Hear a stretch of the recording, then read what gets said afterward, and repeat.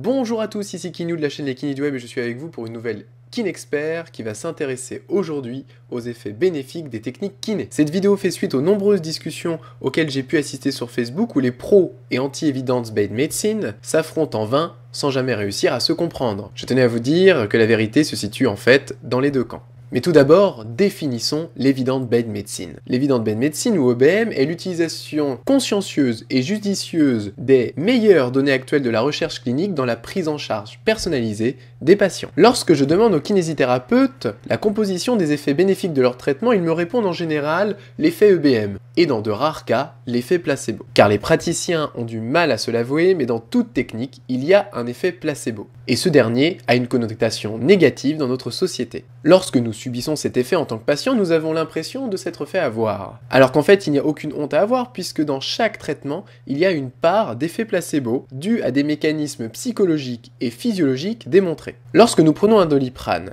nous allons en général mieux au bout de quelques minutes, mais cela n'est en rien dû à l'effet du Doliprane, puisqu'il faut en moyenne 15 minutes à notre estomac pour désintégrer le Doliprane et quasiment autant de temps pour le faire passer dans le sang. Et la science a démontré pourquoi nous nous sentions mieux avant même d'avoir touché aux médicaments. Lorsque l'on sait que l'on prend un traitement. Lorsqu'on en attend quelque chose et que l'on sait qu'il est efficace, les zones du cerveau impliquées dans la perception de la douleur s'activent, avec une hypersécrétion d'opioïdes endogènes, des substances endorphiniques que l'on produit naturellement. On estime que 35% de l'effet total des antalgiques serait dû à cet effet. C'est une formidable anticipation de notre cerveau, nous permettant d'être soignés plus rapidement et plus efficacement. C'est en fait notre cerveau qui se fait avoir en percevant l'arrivée du traitement. Alors comment distinguer l'effet placebo de l'effet réel du traitement? Eh bien pour cela, il faut se plonger dans les études scientifiques. Ces dernières sont là pour déterminer la part de chaque effet, et c'est parfois extrêmement difficile. Rien que le fait d'intégrer des sujets dans une étude augmente l'effet bénéfique du traitement, même si ce dernier est au départ délétère. Cela s'appelle l'effet Hawthorne. Il existe ensuite de nombreux biais statistiques qui peuvent fausser l'analyse des sous-groupes. Science Étonnante nous explique merveilleusement bien le paradoxe de Simpson dans une de ses vidéos que je vous invite à consulter. Et des phénomènes statistiques du même ordre, il en existe beaucoup, et si vous êtes intéressé, je vous invite à vous renseigner sur le phénomène de Rogers, un autre biais statistique hyper intéressant. C'est pourquoi les questions des études scientifiques nous paraissent parfois totalement dénuées de sens et à des kilomètres de la réalité de terrain. C'est ce qui en général énerve les anti-EBM. Plus la question est précise, plus on écarte les possibilités de se planter statistiquement. Je vous donne un exemple de question fictive que l'on pourrait rencontrer dans une étude scientifique de qualité. Je vais la lire sur mon ordinateur parce qu'elle est très longue et je n'arrive pas à la prendre par cœur. Quel est l'intérêt de la pression statique étagée sur le deltoïde moyen dans la récupération des 5 premiers d'abduction?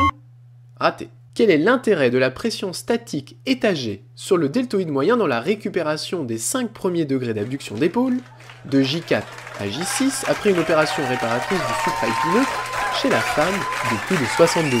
Les anti-EBM dénoncent alors des études complètement absurdes, mais il faut bien comprendre que la précision de ces questions a pour seul but de déceler véritablement les traitements efficaces. C'est d'ailleurs pourquoi il est si difficile de prouver la supériorité d'une technique par rapport à une autre. Alors maintenant que nous avons analysé les effets pervers des études scientifiques, nous allons chercher à comprendre pourquoi un patient va beaucoup mieux après être passé chez un kiné anti-EBM. Tout d'abord, il y a la guérison spontanée. Notre corps a une capacité extraordinaire à se débrouiller très bien tout seul. C'est d'ailleurs merveilleux de voir qu'un patient, le lendemain de votre séance de diagnostic, va beaucoup mieux, alors qu'en fait, vous ne lui avez absolument rien fait.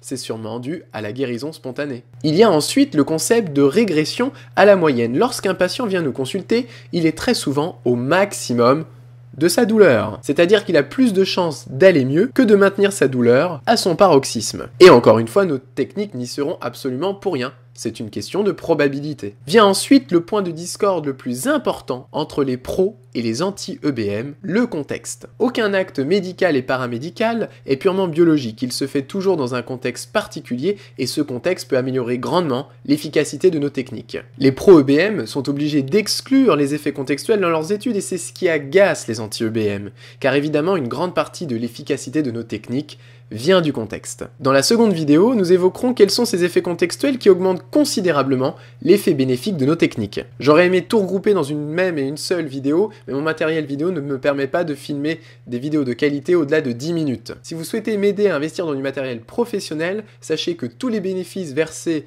dans le lien Tipeee décrit sous la vidéo iront directement dans l'amélioration de mon matériel son et vidéo. Et surtout, abonnez-vous et partagez le contenu à vos amis.